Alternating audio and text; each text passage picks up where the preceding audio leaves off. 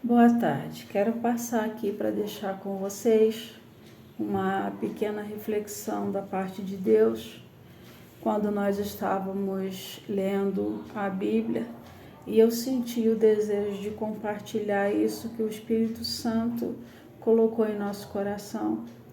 E essa pequena reflexão está no livro de Isaías, no capítulo 57, a partir do versículo 14.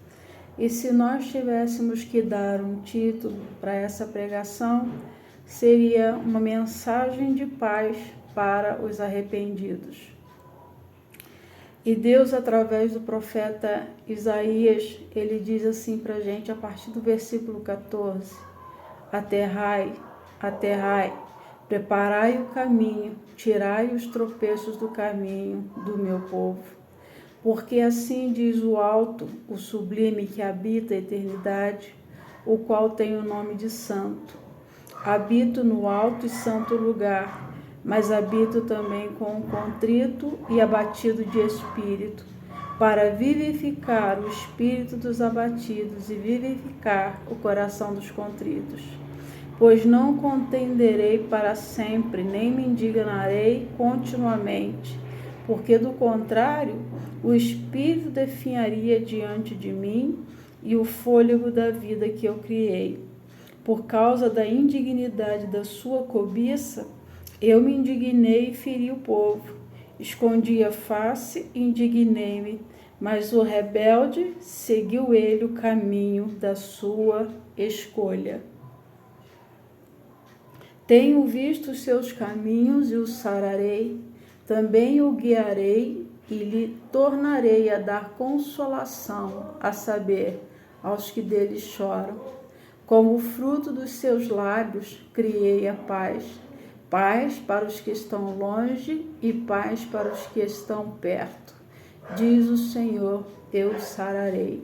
Mas os perversos são como o mar agitado, que não se pode aquietar e cujas águas lançam de si lama e lodo. Para os perversos, diz o meu Deus, não há paz. Aqui a gente vê o próprio Deus dando uma palavra para o profeta e nós vemos duas situações. O que aqui o profeta chama, através das palavras de Deus, de rebelde, e aqueles que se encurvam diante de Deus, os contritos e quebrantados de espírito. E ele começa dando uma ordem para aterrar e tirar os tropeços do caminho. Nós sabemos que toda vez que nós vamos construir num terreno íngreme, nós precisamos fazer uma terraplanagem para que a construção possa ser erguida naquele lugar. Nós temos que tirar as ondulações, aplanar o terreno, para depois, enfim, começar a colocar as bases. Então, nós podemos entender aqui que o profeta está falando de uma reconstrução que Deus queria fazer no meio do povo. E eu, lendo esse texto, fiquei pensando quantas vezes nós nos sentimos com a vida totalmente destruída, destroçada, e somos chamados a reconstruir, a recomeçar aquilo, enfim, que tinha sido destruído. Nós temos passado por momentos difíceis, onde nós temos visto catástrofes em vários lugares, não só aqui no Brasil, mas fora também nós temos visto muitas coisas acontecendo.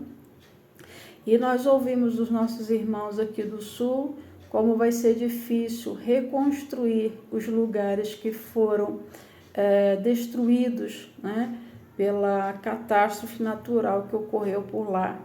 Mas levando para um lado espiritual, muitas vezes nossas vidas também estão desse jeito.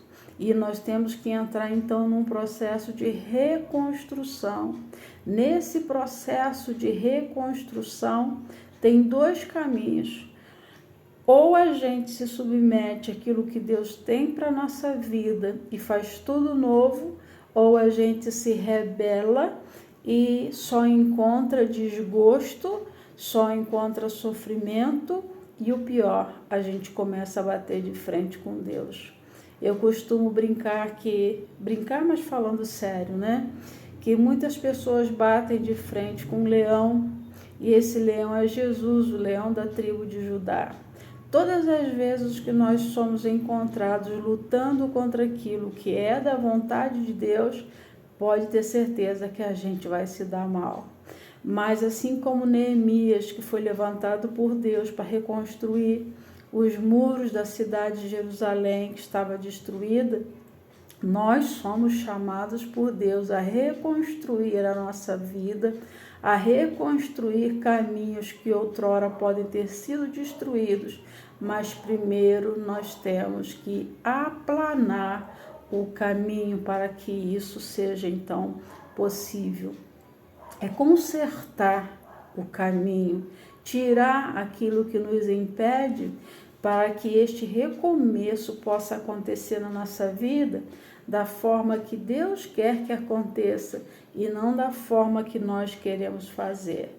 E a ordem que foi dada aqui através do profeta Isaías não foi uma mensagem de uma pessoa qualquer, onde ele mesmo no versículo 15, falando de si, ele diz, porque assim diz o alto, ou seja, aquele que habita nas alturas. Ninguém mais do que Deus está interessado na reconstrução de nossa vida, na reconstrução de nossos sonhos, na reconstrução de nossa identidade, porque muitas vezes, com o decorrer dos anos, nós vamos perdendo também a nossa identidade em Deus. E nós temos sido chamados a reconstruir. E para que haja uma reconstrução dos nossos sonhos, dos nossos caminhos, das nossas vidas, nós precisamos buscar o arrependimento. Por isso a sugestão desse tema, né? Paz para os arrependidos.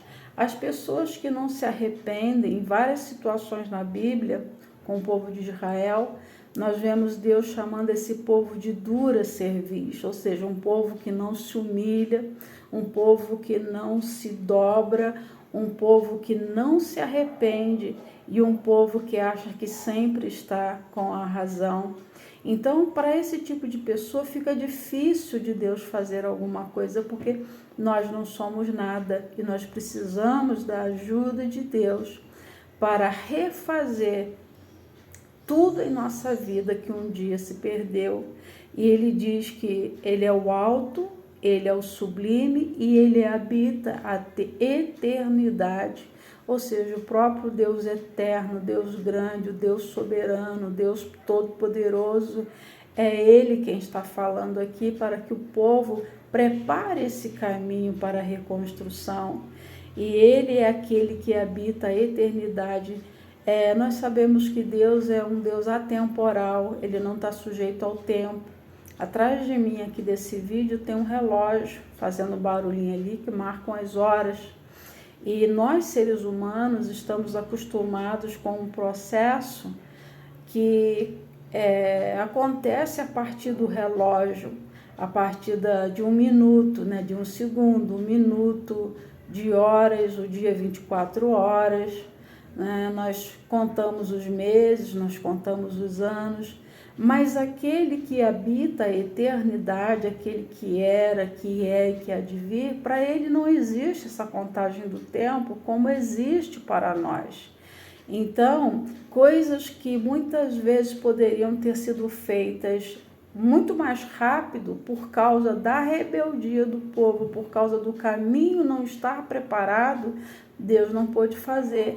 Então, humanamente, existe o tempo da preparação do terreno para que Deus possa entrar em ação na vida daqueles que se arrependem. Mas prestem atenção, para aqueles que se arrependem. E ele diz, eu habito num alto e santo lugar. Mas apesar dele habitar nesse alto e santo lugar, apesar dele ser sublime, apesar dele ser eterno, atemporal, todo-poderoso, ele diz que ele habita também com contrito e abatido de espírito, para vivificar o espírito dos abatidos e vivificar o coração dos contritos. muito contrário daquilo que acontece com quem bate de frente com o próprio Deus, com aquele que bate de frente com a vontade de Deus pré-estabelecida para o seu povo. Ele diz que o que é contrito de espírito, o que é abatido, ele habita com essa pessoa. Então nós vemos que todo o processo na nossa vida, nós temos que ter dentro de nós a humildade, a submissão a Deus diante do alto, diante do sublime, diante do eterno. Ele não diz que ele habita com os rebeldes, ele não diz que ele habita com os perversos, ele não diz que ele habita com um povo de dura cerviz, mas ele habita com o abatido de espírito e ele vivifica, ele dá vida aos abatidos de espírito e ele vivifica o coração daquele que é contrito, né? Nós vemos que muitas pessoas buscam a Deus, mas cada um tem um jeito de buscar a presença dele. Mas a gente pode perceber que o contrito de espírito, o abatido de coração, ele chega diante de Deus com humildade, como alguém que realmente necessita da ajuda de Deus para que possa dar continuidade àquilo que Deus começou um dia em sua vida, que é a reconstrução daquilo que um dia se tornou como se fosse uma obra destruída, como se fosse uma cidade destruída, como nós temos visto lá no sul. E ele no 16, ele diz o seguinte: eu não contenderei para sempre, ou seja, eu não quero ficar brigando com vocês para sempre, porque tem pessoas que vão contra a vontade de Deus e isso é uma contenda contra o próprio Deus. Mas Deus não quer contender com ninguém. E ele diz: não contenderei para sempre, nem me indignarei continuamente, porque do contrário, o Espírito definharia diante de mim e o fôlego de vida que eu criei. Deus está querendo dizer para nós aqui, através do profeta, que se alguém se levanta contra aquilo que é dele, que se levanta contra ele, que se levanta contra a obra dele, não recuar, a própria pessoa está buscando a sua ruína, a própria pessoa vai começar a definhar. E ele diz que se a pessoa insiste, vai acabar perdendo o fôlego de vida. Não sou eu quem falo isso, é a palavra de Deus. E muitas vezes a gente vê pessoas que morrem, dizem servir a Deus, mas morrem de uma forma assim estranha, abrupta, né? E inesperadamente perde o fôlego de vida e fica a pergunta: por que essa pessoa morreu tão cedo? Eu tive pensando que Deus, ele sonda mentes e corações. Deus conhece mais do que qualquer outra pessoa o nosso coração, o coração de todos os que estão ao nosso redor. Nós podemos apenas conhecer de uma pessoa aquilo que nós vemos diante dos nossos olhos e aquilo que nós ouvimos acerca das pessoas. Mas um ditado que minha mãe dizia era que coração do homem é uma terra que homem nenhum pisa. E é verdade, nenhum ser humano tem o poder de sondar, de penetrar no mais profundo do ser humano para saber de fato o que é o ser humano, senão Deus. Deus, ele sonda mentes e corações. E é por isso que ele fala assim: olha, se quiser contender e brigar comigo, eu vou partir para a guerra, mas saibam que vão definhar e vão acabar perdendo a vida. Então, uma pessoa que contende com a vontade de Deus, bate de frente com o próprio Deus, ele vai definhando. E Deus diz aqui, o Espírito definharia diante de mim e até o fôlego de vida que eu criei, ou seja, eu tiro a vida. Porque quem pode lutar contra o alto, contra o sublime e contra o santo, o Deus Todo-Poderoso? Nós temos que aprender a nos submeter à vontade de Deus, a entender o tempo de Deus e a aceitar aquilo que Deus está fazendo, porque Deus sabe o que faz. Os homens muitas vezes dizem assim: eu entreguei minha vida nas mãos de Deus, os meus problemas nas mãos de Deus, né? Citam versículos da Bíblia, como Salmo 37, entrega o teu caminho ao Senhor, confia nele, o mais ele fará. Mas na verdade não existe ali uma entrega, porque quando a gente entrega algo na mão de Deus, a gente não volta lá para ver como a situação está. A gente entrega, a gente confia e a gente descansa de que Deus vai fazer o melhor por nós. E ninguém maior e melhor do que Deus para nos ensinar os nossos recomeços, como eles devem ser feitos. Então ele diz que ele habita com contrito e quebrantado, e ele não quer contenda com aquele que se rebela contra ele. E ele no 17, ele vai dizer assim: por causa da indignidade da sua cobiça. O que é cobiça? Desejar além daquilo que nós precisamos para a nossa sobrevivência. Eu costumo dizer que a Bíblia, ela é muito sábia, ela tem conselhos para tudo na nossa vida. E a palavra de Deus diz para a gente que Deus em Cristo suprirá todas as nossas necessidades em glória por Cristo Jesus. Então, o que é uma necessidade? A roupa, a vestimenta, o teto, a casa, tudo aquilo que é essencial na nossa vida, sem o qual nós não vivemos, é necessidade. E nós não precisamos nem pedir a Deus, porque Deus supre. Ele já disse: eu suprirei as vossas necessidades. Mas o ser humano, ele tem desejos. Desejos são coisas que nós queremos, não é necessário para a nossa sobrevivência, mas nós queremos ter aquela coisa, aquele objeto, um carro, seja lá o que for. E quanto aos desejos do nosso coração, Deus diz: agrada-te do Senhor e Ele satisfará aos desejos do teu coração. Então, os desejos são realizados na medida em que nós achamos graça diante de Deus, na medida em que nós passamos a ter prazer em Deus. Agrada-te do Senhor, delicia-te no Senhor, encontra prazer no Senhor e Ele concederá os desejos do teu coração. Então, assim, é uma coisa muito fácil, é uma questão de lógica. Porém, muitas pessoas ainda não conseguiram entender isso. E a cobiça leva a gente a pecar contra Deus. Quando nós cobiçamos, quando nós desejamos aquilo que não é nosso, quando nós queremos tomar posse daquilo que não nos pertence, Deus diz que isso se torna uma indignidade, a pessoa se torna indigna. Nós conhecemos uma frase que diz que o trabalho dignifica o homem.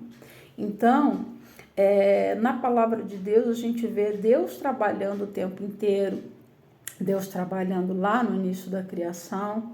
E Jesus falou o seguinte: meu Pai trabalha até agora e eu também trabalho. Muitas pessoas pensam que Deus fica lá sentado no trono, indiferente a tudo que está acontecendo aqui na terra, indiferente às injustiças que estão acontecendo na terra, as desgraças que estão acontecendo no mundo. Mas não, Deus continua sentado no alto sublime trono, mas Ele continua também olhando atentamente para o abatido e para o contrito de espírito. E a Bíblia diz que desde a antiguidade não se viu, nem com os ouvidos se percebeu um Deus além de ti, que trabalha por aqueles que nele esperam. Mas a cobiça, o querer aquilo que não é nosso, leva cada um de nós, cada uma das pessoas que entram nessa cobiça de quererem além das suas necessidades, para um confronto com o próprio Deus. Ele começa a bater de frente com Deus, porque a cobiça é pecado, a cobiça dos olhos, a cobiça do coração, o querer aquilo que não é nosso, o querer aquilo que não nos pertence. E Deus não aceita essa cobiça. Ele aceita aquele que é humilde, que é contrito, que chega diante dele, que pede, que confessa as suas culpas, confessa as suas mazelas, que reconheça que é pecador e que precisa da graça dele, do poder dele, porque nós somos pó e cinza e nós nada podemos. Jesus disse que sem ele nós nada podemos fazer. Sem Deus na nossa vida é impossível. É impossível reconstruir fragmentos da nossa história. Sem Deus é impossível reconstruir situações que nos levaram a catástrofes, em qualquer nível que sejam elas, emocional, espiritual, material. Mas Deus, ele se levanta contra aqueles que são cobiçosos, daqueles que desejam aquilo que não lhe pertence. E ele diz assim, olha, eu me indignei e eu feri o povo. Gente, é muito triste quando a gente ouve isso na palavra de Deus e muitas pessoas acham que esse tempo já passou e que Deus é outro. Não, a Bíblia diz que ele é o mesmo ontem, hoje e para sempre. E aqui está falando de uma natureza pessoal de Deus, né? Quando ele fala, eu me indignei e eu feri o povo. Sim, Deus pode castigar, sim, Deus pode se manifestar quando ele vê que está demais a cobiça humana, quando ele vê que os homens estão ultrapassando todos os limites. E em várias situações nós temos visto isso na ciência, na política, em todas as áreas a humanidade tem passado por situações em que se acham deuses e não se curvam diante do Deus verdadeiro. Vão fazendo tudo que tem vontade. Mas aqui está dizendo, por isso eu me indignei e feri o povo. Por quê? Por causa da cobiça. Então aqui ele fala de duas situações e de duas atitudes diferentes. Dos que são contritos e abatidos de espírito e daqueles que são cheios de cobiça. E ele continua dizendo, eu escondi a minha face e indignei-me. Eu escondi a minha face. A Bíblia diz que Deus ouvirá o que clama ao contrito e quebrantado de espírito.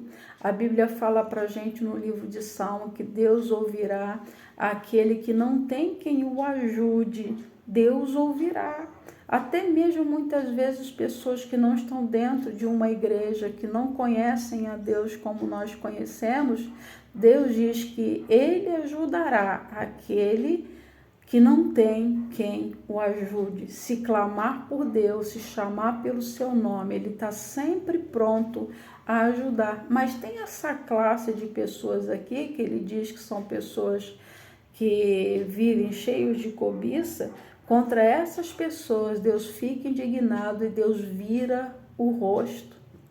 Olha como é séria essa situação. Quando a pessoa não se humilha, quando a pessoa não se dobra, quando a pessoa não reconhece o poder dele, ele vira o seu rosto. Eu fico imaginando se para nós que somos seres humanos, quando nós passamos por alguma pessoa que por um motivo qualquer deixa de olhar para a gente, olhar o nosso rosto, deixa de cumprimentar, deixa de falar, a gente já fica triste. Eu imagino o coração de Deus quando chega a esse ponto de virar a sua face contra esse povo rebelde. Escondi a face, indignei-me, mas rebelde seguiu ele o caminho da sua escolha. Enquanto o abatido e contrito de espírito procura fazer exatamente aquilo que Deus está mandando que ele faça, ainda que não seja propriamente a sua vontade, esse outro grupo, que é um grupo rebelde, ele segue o caminho da sua escolha.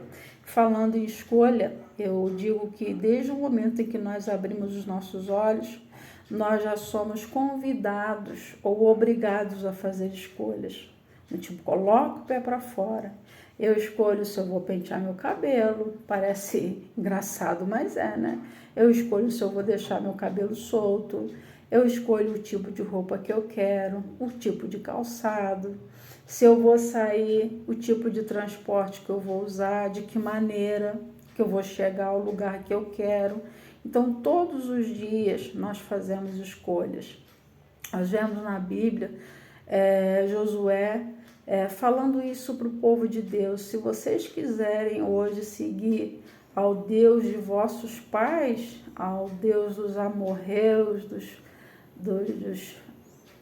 esqueci o nome do povo, mas ele diz o seguinte, ele se posiciona, ele diz, vocês podem servir a quem vocês quiserem, mas eu e a minha casa serviremos ao Senhor. Então a vida é feita de escolhas, e no caso aqui, essa segunda classe de pessoas, diz Deus que seguiu ele o caminho da sua escolha. Provérbios 16 vai falar para a gente que do homem são as preparações do coração, mas do Senhor a resposta da boca. Nós devemos estar sempre em humildade diante de Deus, perguntando para Ele o que Ele quer que nós façamos, o que é que Ele deseja para a nossa vida, porque, de boa, nós não somos donos de nós mesmos, nós somos dele. Tudo aqui é do Senhor, a nossa vida é do Senhor, e nós devemos viver de tal forma que nós o glorifiquemos, que nós honremos o seu nome, que as pessoas possam ver em nós que de fato nós servimos esse Deus Todo-Poderoso. E ele diz no versículo 18, eu tenho visto os seus caminhos e o sararei, também o guiarei e lhe tornarei a dar consolação, a saber, aos que dele choram. Então Deus não promete essa consolação, Deus não promete, as bênçãos dele para os rebeldes, mas ele promete àqueles que choram. Interessante que a Bíblia diz, bem-aventurados os que choram, porque eles serão consolados. Quando a gente chora diante de Deus é porque a gente realmente sente a nossa pequenez humana, é porque a gente sente a nossa incapacidade de conduzir a nossa própria vida, a nossa incapacidade de enfrentar os problemas do dia a dia, e Deus promete que Ele vai dar consolação àqueles que choram. Como fruto dos seus lábios criei a paz. Eu criei a paz para os de longe e a paz para os que estão perto, diz o Senhor, e eu o sararei. Então, Deus, Ele olha todos os dias para os nossos caminhos. Deus está sempre de braços abertos e pronto a nos abençoar, a nos acolher, a nos dar a direção, a nos instruir. Um salmo diz que instruir-te-ei, guiar-te-ei com os meus olhos e te mostrarei o caminho em que deve seguir. Quando nós nos submetemos a Deus, Ele promete isso. E Deus, Ele diz que Ele tem visto o caminho do povo de Israel. E Ele promete dar paz aos de longe e dar paz aos de perto. Mas que tipo de pessoas que Ele vai dar essa paz? Aqueles que se arrependem. Todos nós erramos. Não tem um justo sequer na terra. E a Bíblia diz que se nós dissermos que não temos pecado, nós estamos mentindo e fazendo de Deus mentiroso. Mas se nós confessarmos os nossos pecados, Ele é fiel e justo para nos perdoar os pecados e nos sarar de toda a nossa injustiça. Então, tem muitas promessas que Deus deixou aqui para aqueles que são abatidos e contritos de espírito, para aqueles que são humildes. E Ele promete essa paz, tanto os que estão perto quanto os que estão longe, ou seja, para Deus não existe limite. Tanto aqui em Petrópolis, quanto lá na China, quanto no Japão, Estados Unidos, na Europa, Ásia, África. Deus promete dar essa paz para todos os habitantes da terra. Mas como que Ele vai derramar essa paz? Como que Ele vai fazer diante de um quebrantamento e diante de um arrependimento? Ontem eu estava pensando um pouco no livro de 2 Crônicas 7:14, como se faz urgente nos nossos dias hoje que vivamos aquele texto, porque ele nos diz que se o meu povo, que se chama pelo meu nome, se humilhar e orar e buscar a minha face e se converter dos seus maus caminhos, então eu ouvirei do céu, perdoarei os seus pecados e sararei a sua terra.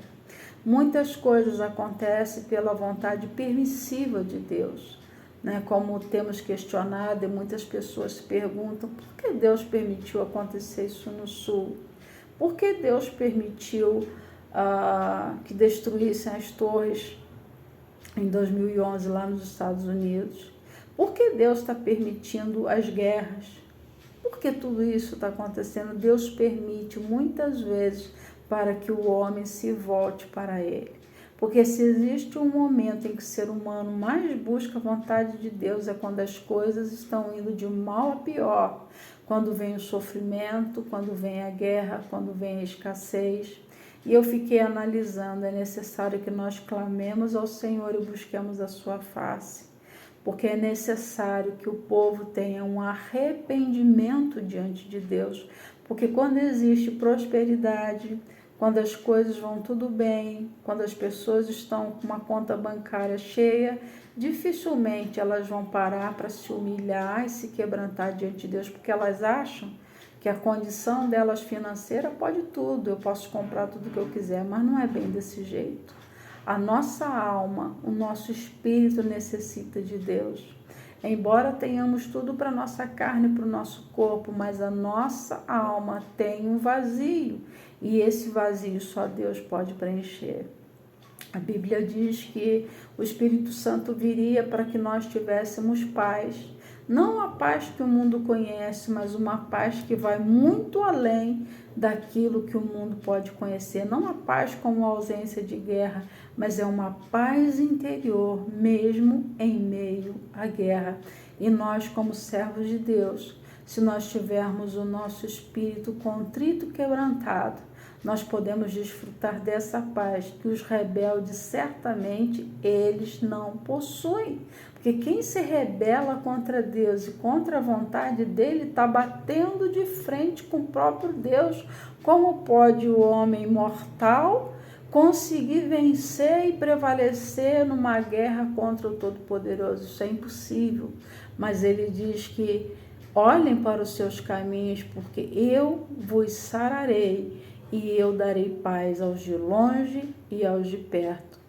E isso ele promete para as pessoas quebrantadas de espírito, para os contritos de coração.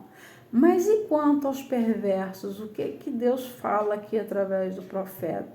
No versículo 20, ele diz para a gente, mas os perversos, aqueles que fazem maldades, aqueles que vivem nas suas malignidades, nos seus pensamentos corrompidos, são como o mar agitado. Hoje nós estávamos assistindo um noticiário onde várias regiões aqui de praia no nosso estado, o estado do Rio, estão com um nível do mar elevado por causa das ressacas. Numa região aqui chamada Itaipuaçu, que pertence ao distrito de Maricá, cidade de Maricá, no Rio, as ondas invadiram a cidade. E a gente pode traçar um paralelo, né, com isso que está escrito aqui. Os perversos são como o mar agitado, que não se pode aquietar, e cujas águas lançam de si lama e lodo. O que você pode esperar de uma pessoa perversa? Inquietação, porque o perverso não tem paz. Ainda que a princípio ele pense que ele está fazendo mal, que ele está se dando bem, chega uma hora que a conta vem. E aí ele fica inquieto, ele fica sem paz. Mas quando nós estamos no centro da vontade de Deus, com o nosso coração contrito e quebrantado, nós temos uma paz que o perverso não tem. E os perversos não podem se aquietar. E as águas, né, comparando os perversos, que são como o mar, as águas lançam de si lama e lodo. Tem uma frase que as pessoas usam muito nas redes sociais, né, que cada um oferece aquilo que tem. O perverso só tem dentro de si lama e lodo. O que você faz com lama e lodo? Descarta, joga fora, porque só serve para trazer destruição. O mar, quando está agitado, ele leva muita sujeira para os lugares que estão limpos e acabam contaminando aquilo que era puro, aquilo que deveria ser limpo. Pessoas perversas, elas contaminam todo o ambiente onde deveria ter pureza. E eu pergunto para você, que tipo de influência tem havido sobre a sua vida? Você tem tido a influência de uma pessoa contrita e quebrantada, ou você tem tido uma influência sobre a sua vida dos perversos? Se você segue o caminho dos perversos, Deus te dá liberdade para isso, porque Ele nos deu liberdade. Ele fala que Ele coloca diante de nós o caminho do bem e do mal. A gente aqui tem que fazer escolha. Se você escolheu seguir o caminho dos perversos, consequentemente virão, grandes e terríveis coisas sobre a sua vida. Mas se você escolher o caminho daquele que se dobra, que se curva diante do Deus poderoso, você vai ter a paz que Deus promete para eles, a paz para os de perto, a paz para os de longe, que não escolheram o caminho da perversidade. E ele diz o seguinte no versículo 21, para os perversos, diz o meu Deus, não há paz. Como eu já falei, é uma questão de escolha. De que lado nós estamos? Do lado dos perversos ou do lado dos contritos e quebrantados de coração? Os perversos, eles são rebeldes, eles são soberbos, eles são arrogantes, eles são prepotentes, eles vivem como se eles fossem seus próprios deuses, fazem do seu ventre o seu próprio Deus, porque tudo é para si, tudo é voltado para si, fazem de si mesmos seus ídolos, mas o contrito e quebrantado de espírito, ele se curva a todo instante e a todo momento diante de Deus. São dias difíceis que nós temos vivido na face da terra. No versículo 58, o profeta diz assim, clama a plenos pulmões, não te detenhas, ergue a voz como a trombeta e anuncia ao meu povo a sua transgressão e à casa de Jacó os seus pecados. Mesmo nesse estado, ainda me procuram dia a dia, têm prazer em saber os meus caminhos, como o povo que pratica a justiça e não deixa o direito do seu Deus. Perguntam-me pelos seus direitos de justiça e têm prazer em se achegar a Deus, dizendo, por que jejuamos nós e não atentas para isso? Por que afligimos a nossa alma e tu não levas em conta? Eis que no dia em que jejuais, cuidais dos vossos próprios interesses e exigis que se faça todo o vosso trabalho. Ele está falando que o povo buscava a Deus por interesse. O perverso não tem paz, porque tudo que ele faz, tudo que ele pede para Deus é pensando no seu próprio umbigo. Eis que jejuais para contendas e rixas e para ferirdes com punho iníquo, jejuando assim como hoje, não se fará ouvir a vossa voz no alto. Podem fazer o que quiser, vocês podem jejuar, podem se espernear, mas se vocês continuarem na rebeldia e na perversidade, eu não ouvirei o seu clamor, e ainda que faça sacrifício, eu não vou aceitar. Então é muito sério o que diz a palavra de Deus. E no 5 ele diz o seguinte, seria este o jejum que escolhi, que o homem um dia aflige a sua alma, incline a sua cabeça com um junco e estenda debaixo de si pano de saco e cinza? Chamarias tu isso jejum aceitável ao Senhor? Então ele vai falar o que ele deseja dos que são contritos de coração. E quando a gente é contrito de coração e abatido de espírito, e isso agrada a Deus, ele continua dizendo o que é do desejo do coração dele. Então, se nós escolhemos o lado das pessoas boas, se nós escolhemos o lado daqueles que são contritos de espírito, nós vamos fazer isso aqui que Deus está falando na sua palavra. Porventura não é este o jejum que escolhi? Que soltes as ligaduras da impiedade, desfaça as ataduras da servidão, deixes livres os oprimidos e despedaces todo o jugo. É isso que agrada a Deus. A palavra diz o que ela quis dizer, e esse texto é maravilhoso. Porventura não é também que repartas o teu pão com o faminto e recolhas em casa os pobres desabrigados, e se o vires nu, o cubras e não te escondas do teu semelhante? Então romperá a tua luz como a alva, a tua cura brotará sem detenção, a tua justiça irá adiante de ti, e a glória do Senhor será a tua retaguarda. Quando nós escolhemos fazer a vontade de Deus, do jeito que Deus quer, socorrendo ao aflito, ao faminto, aquele que está aprisionado, ele diz que a nossa luz vai brilhar como a luz da aurora, que vai brilhando mais e mais até ser dia perfeito. O Senhor irá adiante de ti e ele será a tua retaguarda. Muito diferente daquilo que ele promete fazer com os rebeldes. Aqui ele promete estar junto, ele promete estar à frente, ele promete estar adiante, ele promete estar na retaguarda, ele promete estar ao nosso lado, ou seja, ele promete nos envolver com a sua proteção quando nós fazemos aquilo que agrada a Deus. Muitas emboscadas são feitas para os justos, muitas são as aflições dos justos, mas o Senhor o livra de todos. Então clamarás e o Senhor te responderá.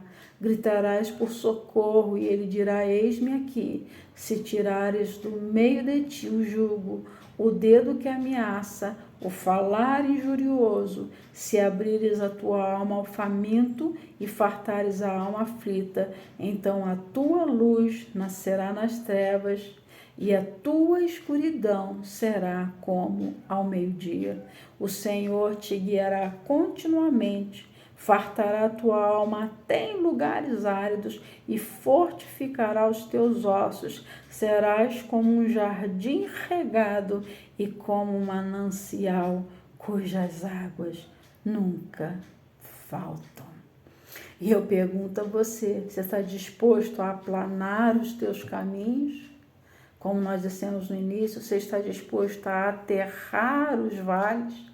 A preparar a tua vida para que Deus ache graça em ti e derrame sobre a tua vida todas essas promessas? É maravilhoso.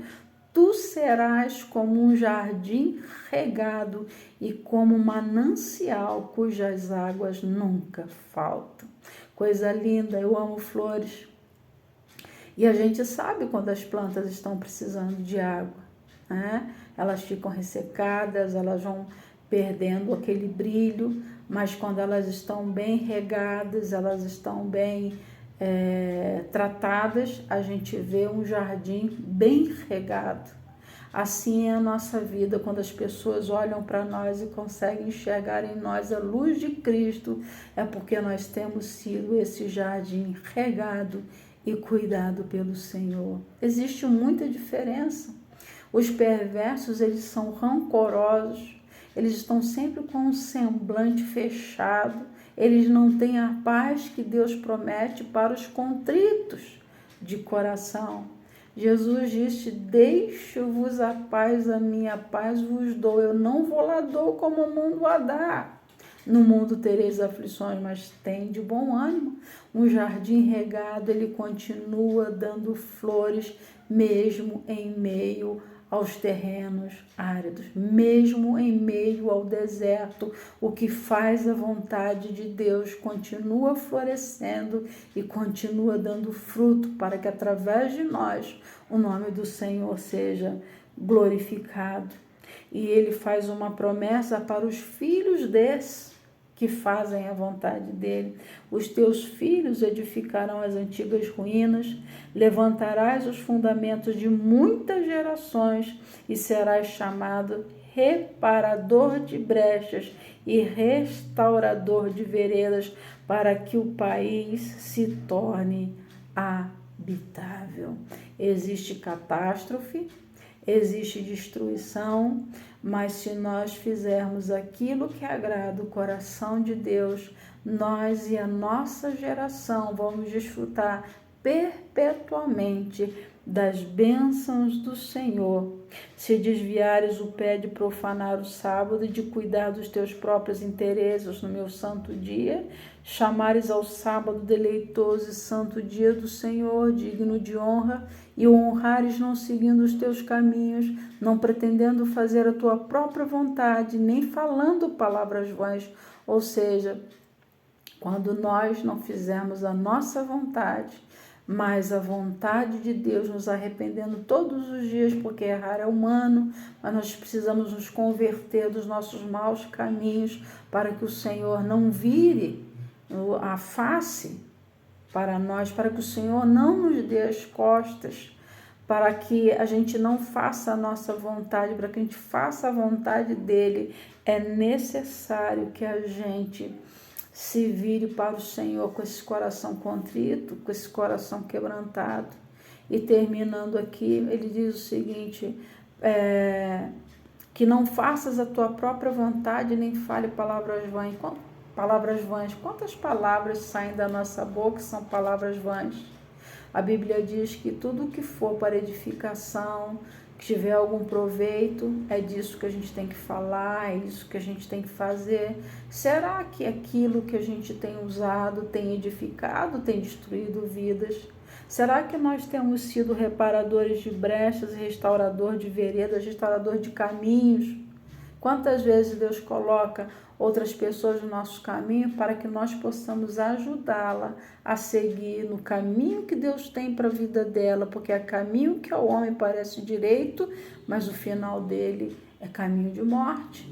Então nós somos reparadores de brechas e restaurador de caminhos quando nós estamos diante do Senhor com o coração contrito e quebrantado.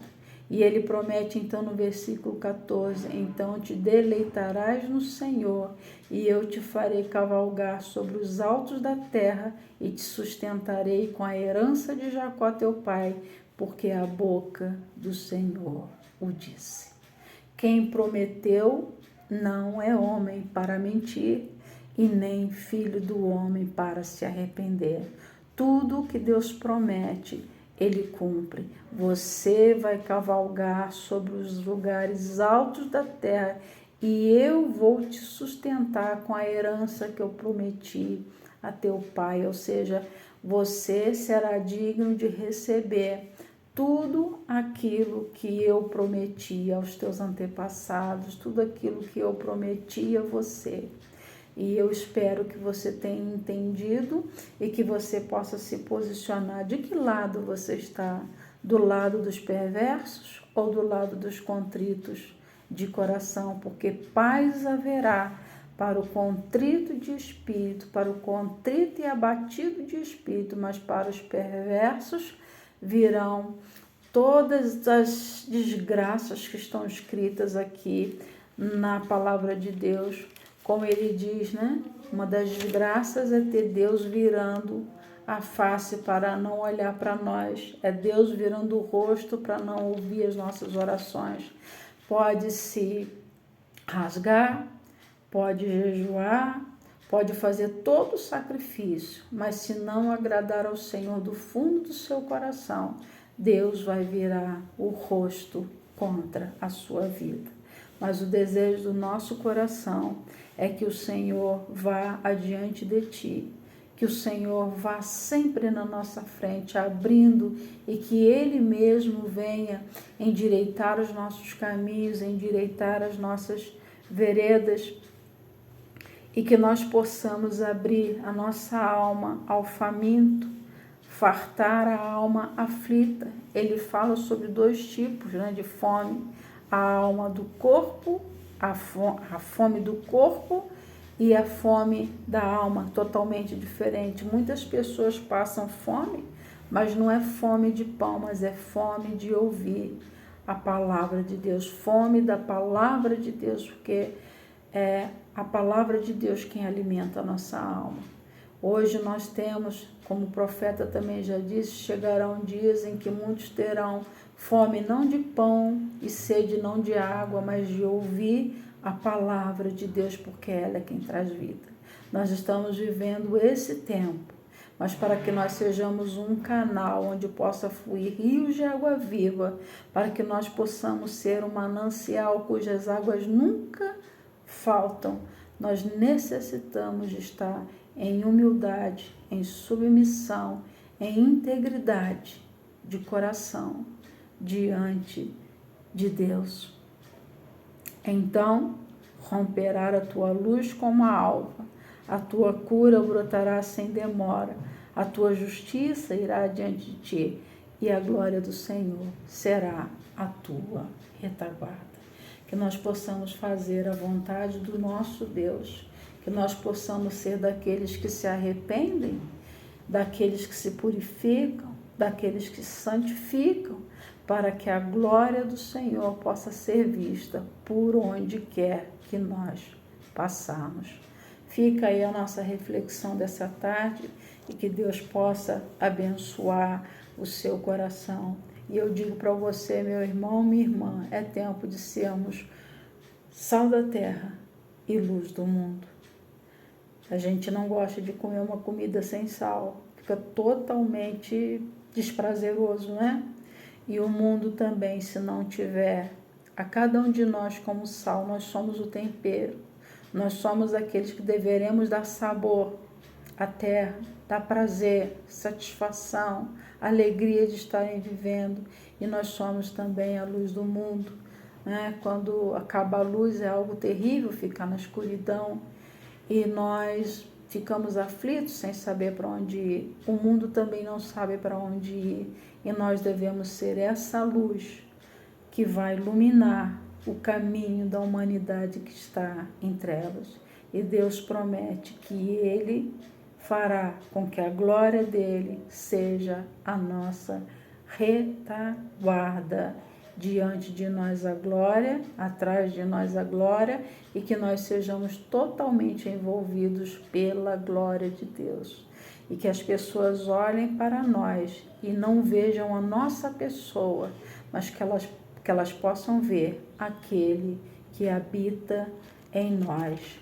Como diz o profeta, o alto, o sublime, o santo, o todo-poderoso. Amém? Que Deus abençoe a mim e a você, e que nós não venhamos a decepcionar o nosso Deus.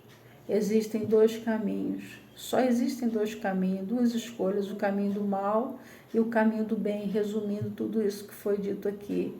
Qual caminho você tem escolhido? Se você escolhe o caminho do bem, você vai colher os frutos do caminho do bem que você escolheu. Mas se você tem escolhido o caminho do mal, o caminho dos perversos, que a Bíblia diz que os perversos não permanecerão na congregação dos justos. Você tem escolhido o caminho dos perversos, vai sofrer as consequências que os perversos recebem. Todas as consequências que já saíram da boca de Deus e estão descritas aqui na sua palavra. Como você vê, não sou eu quem estou falando, é a palavra do grande Deus.